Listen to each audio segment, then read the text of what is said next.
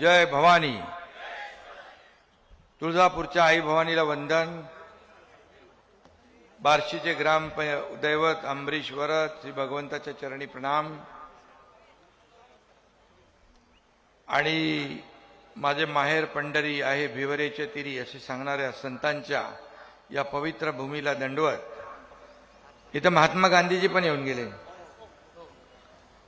सोपल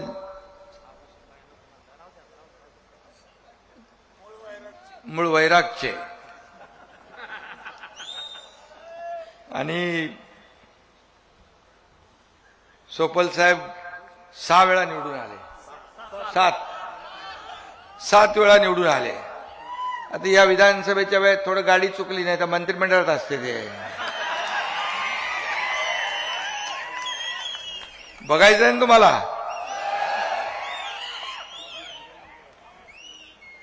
भर उन्हामध्ये ही सभा होतीये.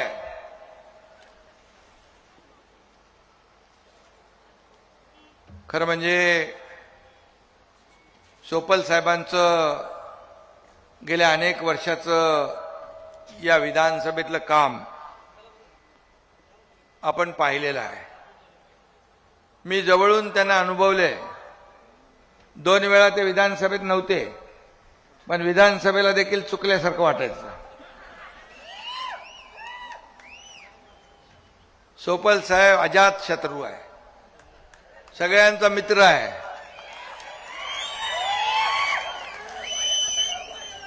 आमदार कसा असावा तर दिलीप सोपल यांचं नाव घ्यावं लागेल.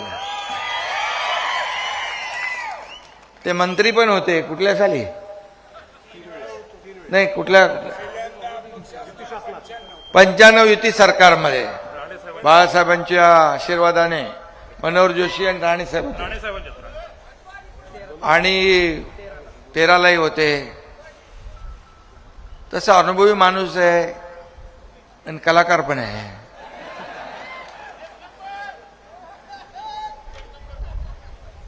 आणि म्हणून मी मुद्दाम या सभेला आलो.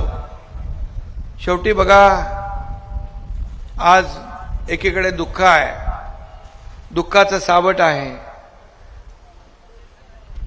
आमचे मंत्रिमंडळातील सहकारी दिवंगत उपमुख्यमंत्री अजितदादा यांचं दुःखद निधन झालेलं आहे.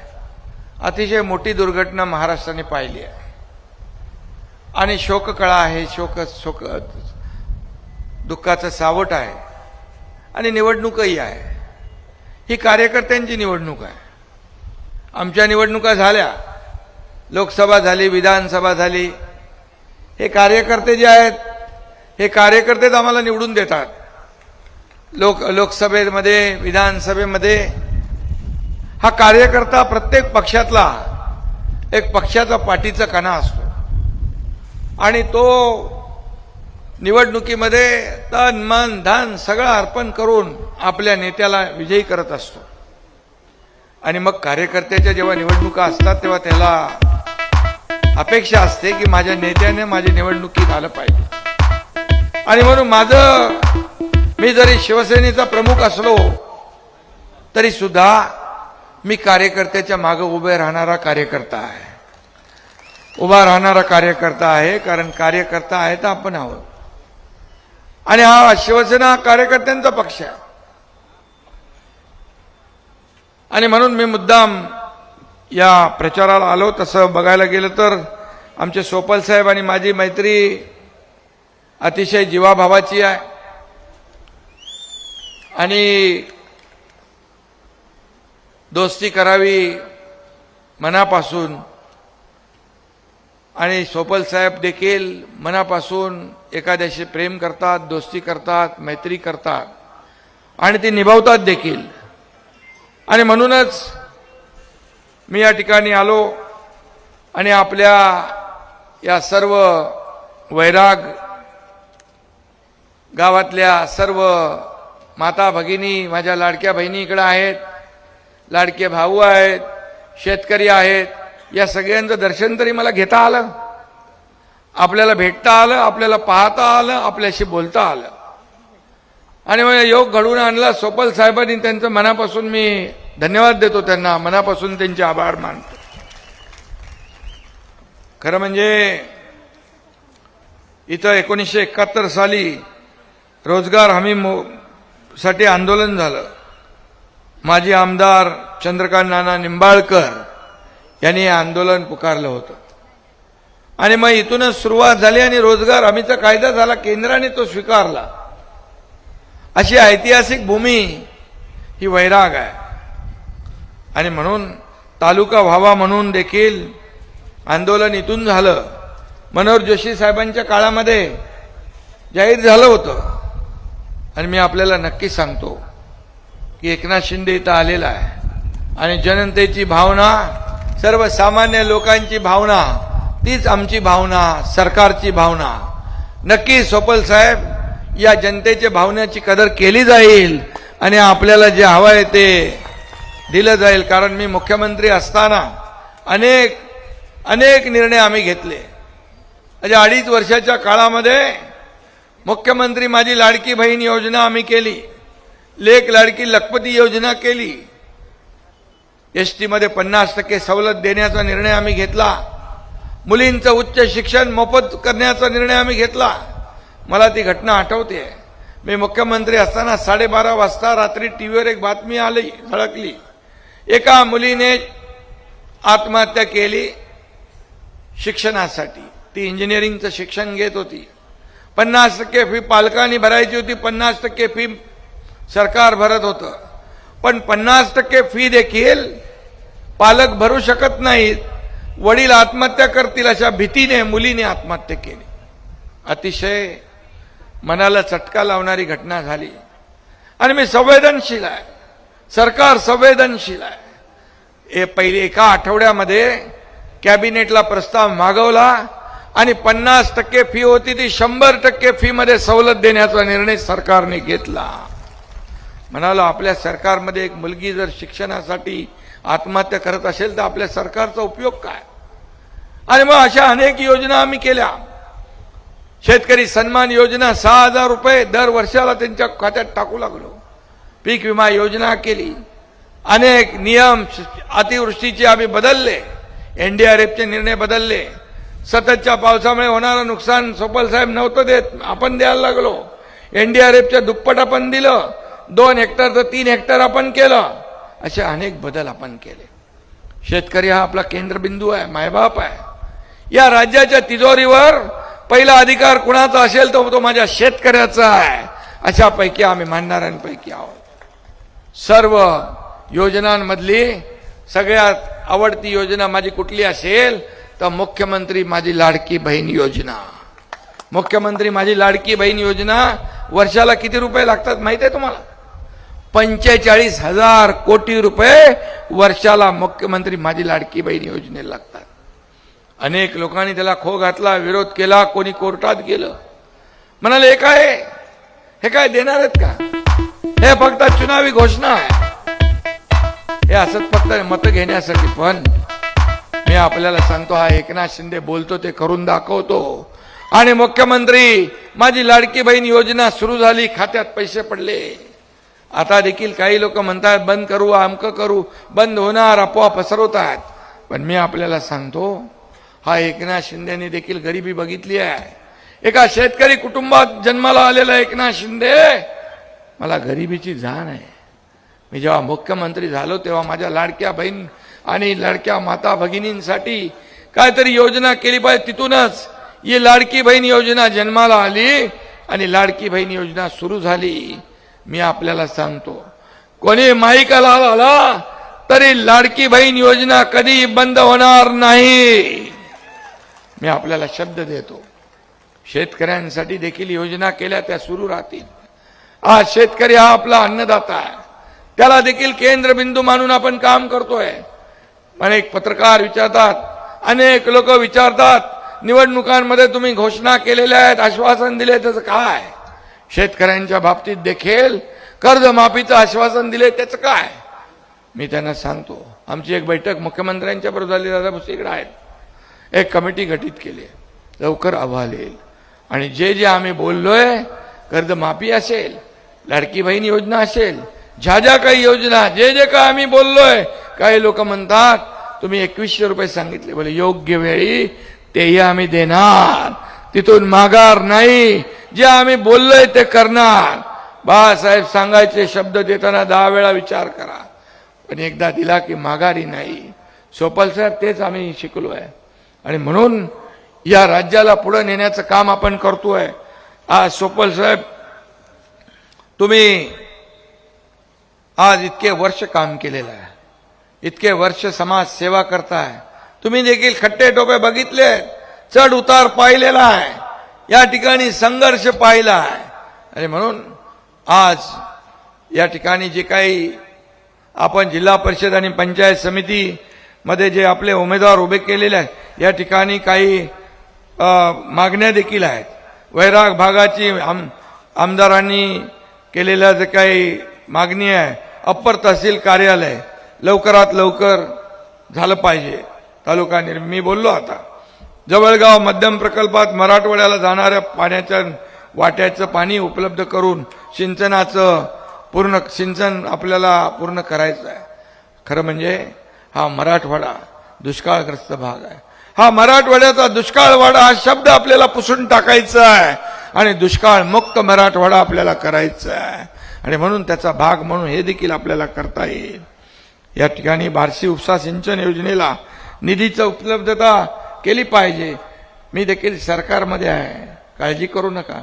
उपमुख्यमंत्री आहे मी मुख्यमंत्री राहिलेलो आहे आणि त्यामुळे चिंता करू नका, निधीसाठी काळजी करू नका. या बार्शी तालुक्यामध्ये जेवढी आपल्याला कामं करता येतील, जी आवश्यक आहेत ती कामं केली जातील, हा शब्द मी आपल्याला देतो. विकासाला निधी कमी पडणार नाही, हा शब्द मी देतो. काही लोक म्हणतात निधी कुठून आणणार,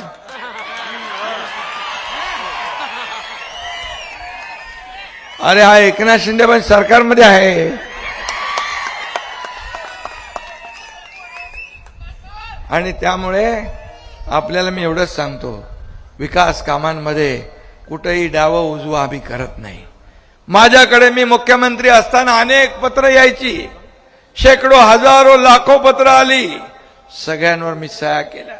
अजितदादा आज आपल्यात नाहीत, पण एकदा बसताना बोलले, दादा भुसे माहिती आपल्याला, की आतापर्यंतच्या इतिहासामध्ये महाराष्ट्राच्या सगळ्यात जास्त सह्या करणारा मुख्यमंत्री कोण, तर त्याचं नाव एकनाथ शिंदे.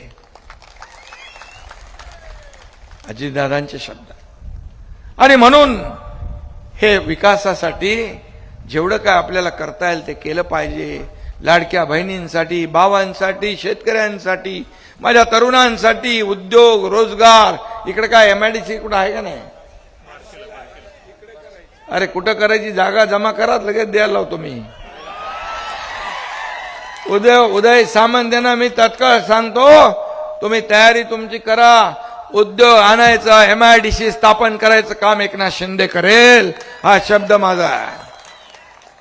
कामाला लोकांच्या हाताला रोजगार पाहिजे, तरुणाच्या हाताला रोजगार पाहिजे. या बार्शीतला, या वैराग मधला तरुण नोकरीसाठी मुंबई, ठाणा, पुणे इकडे जाता कामा नये, त्याला इथंच रोजगार मिळाला पाहिजे. ही भूमिका सरकारची आहे. आणि म्हणून मी आपल्याला एवढंच सांगतोय की आता सोपल साहेब आणि आम्ही आता सोबत आहोत, एकत्र आहोत. आणि वैराग नगरपंचायत दत्तक घ्यायचे, नगरपंचायत तर लगेच घेतो, कारण नगरपंचायत जी आहे या ठिकाणी ती नगरविकासकडे येते, बरोबर ना. आता नगरविकासासाठी तुम्हाला काय काय किती पैसे पाहिजे सांगा. मी आता तिकडे आचारसंहिता नाही आहे, तिकडे आचारसंहिता नाही. तुम्हाला सांगा, महत्वाची क्रमांकाप्रमाणे नावं सांगा, कामं सांगा, आणि ती कामं या ठिकाणी एकनाथ शिंदे केल्याशिवाय राहणार नाही, हा शब्द मी आपल्याला देतो. तुम्ही काय काढले? नगराध्यक्षांनी दिलंय. हायमास, रस्ते, गटारी 20 कोटी, वैकुंठ स्मशानभूमी 5 कोटी, CCTV 2 कोटी, नगरपंचायत नवीन इमारत बांधकाम 7 कोटी. काय इमारत नाही आहे? मग बसता कुठं? ग्राम अरे कारभार कुठं करता? मग तुम्हाला पहिलं हे काम केलं पाहिजे. नगर पंचायतची चांगली इमारत बांधली पाहिजे, तात्काळ ती बांधली पाहिजे. आणि मी तुम्हाला सांगतो, हे 34 कोटी रुपये जे आता तुम्ही मला निवेदन दिलेलं आहे, याचा पहिला टप्पा तुम्हाला उद्याच्या उद्या मिळाल्याशिवाय राहणार नाही.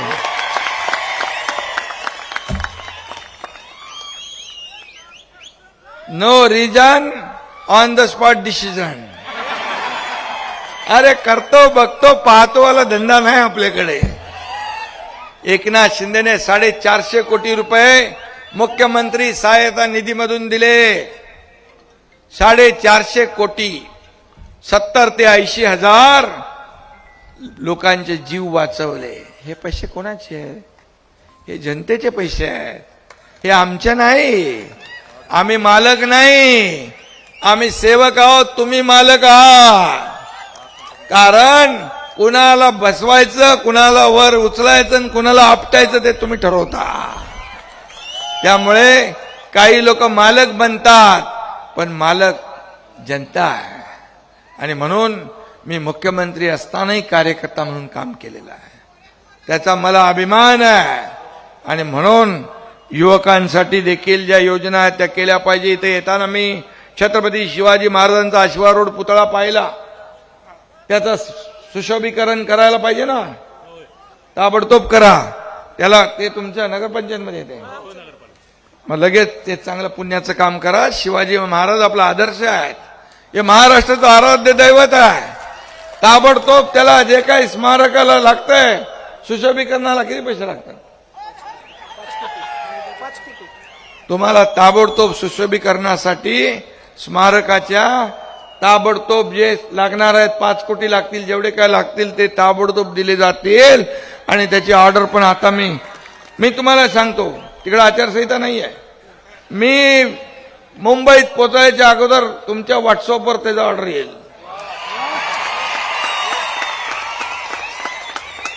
पैसे कुठून आणणार? हे का पैसे? अरे हे पैसे का आपल्या मालकीचे नाहीत, हे जनतेचे पैसे आहेत.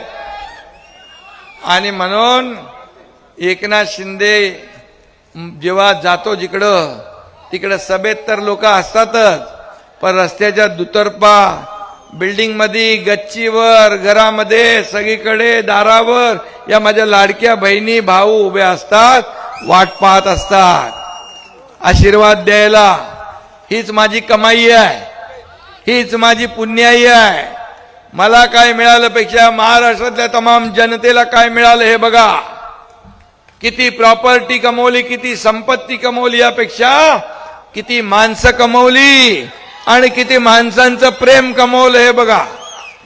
माझ्या लाडक्या बहिणींना, भावांना मी एकच सांगतो, निवडणुका आहेत, सगळे लोक येतील, हे करू ते करू, अमकं करू तमकं करू, पण तुम्हाला मी सांगतो, जे तुमच्या लाडक्या भावानी जी ओवाळणी सुरू केली ती ओवाळणी निवडणुकीपुरती नाही, दसरा दिवाळीपुरती, भाऊबीजेपुरती नाही, तर दर महिन्याला मिळणारी ती ओवाळणी आहे, ती कधीही बंद होणार नाही. परत एकदा मी सांगतो.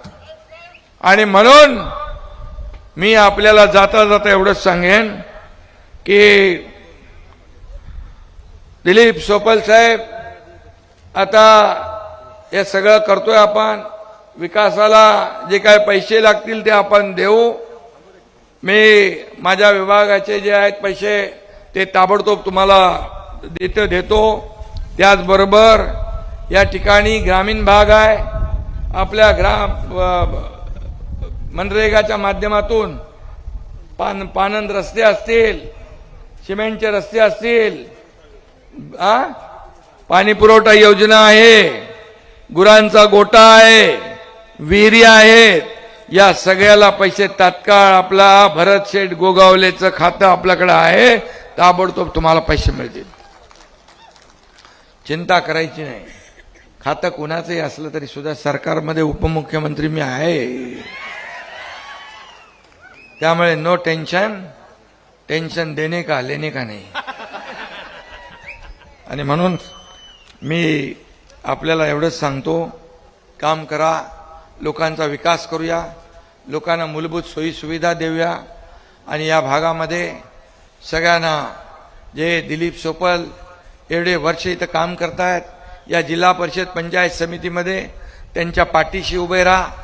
यावेळेस किती 7 वेळा निवडून आले, आता 8व्यांदा निवडून येतील, 8व्यांदा निवडून येतील, 100% येणार.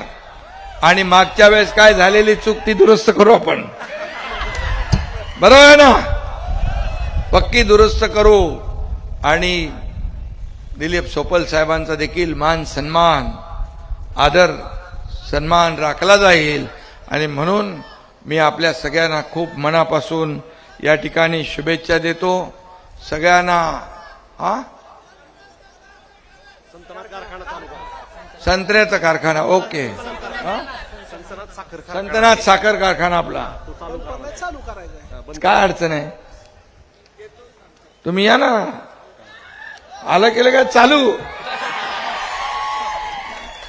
अरे बाबा, मी जे बोलतोय, पत्रकार सगळे मित्र इकडे उभे आहेत, मी जे बोललोय ते एक एक शब्द टिपून ठेवा.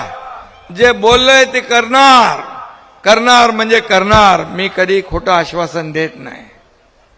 मैं एक तो कमिटमेंट करता नहीं और एक बार मैंने कमिटमेंट कर दी तो फिर मैं खुद की भी नहीं सुनता. हा माझा स्वभाव आहे. अरे बाबा, या छोट्या कार्यकर्त्याकडे 50 लोक कसे काय आले? 50 आमदारांनी विश्वास ठेवला ना. 2022 मधलं पाहिलं ना आपण, या राज्याने पाहिलं, देशाने पाहिलंय, क्रांती उठाव. आणि म्हणून आपल्याला मी सांगतो, जे मी बोलतोय ते करतो. आणि जे जे मी आज बोललोय ते एकही शब्द इकडचा तिकडे होणार नाही. विकासाला तुम्हाला पैसे कमी पडू देणार नाही, हा माझा शब्द आहे. आणि म्हणून चिंता करू नका. पैसे कुठून येतील, काय येतील, आपोआप येतील. विकासाचे पैसे आहेत, लोकांचे पैसे आहेत, जनतेचे जे पैसे आहेत ते जनतेच्या कामासाठीच वापरावे लागतात आणि ते वापरले जातील, त्याचं नियोजन केलं जाईल, हा शब्द मी आपल्याला देतो. आणि पुन्हा एकदा आपल्याला सगळ्यांना विनंती करतो, दिलीप सोपल साहेबांच्या या सर्व कुठली आघाडी आपली, ते सगळे उमेदवार निवडून आणणार तुम्ही? पक्का हात वर करून सांगा. तुम्हाला जे बोललोय मी ते सगळंच्या सगळं देणार, हा देखील मी तुम्हाला शब्द देतो. धन्यवाद. जय हिंद, जय महाराष्ट्र.